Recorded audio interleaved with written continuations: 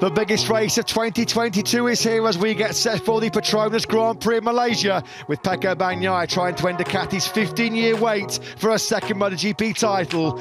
Nerves of steel needed in sizzling conditions. It's time to seize the moment in Sepang. It's time to race in MotoGP.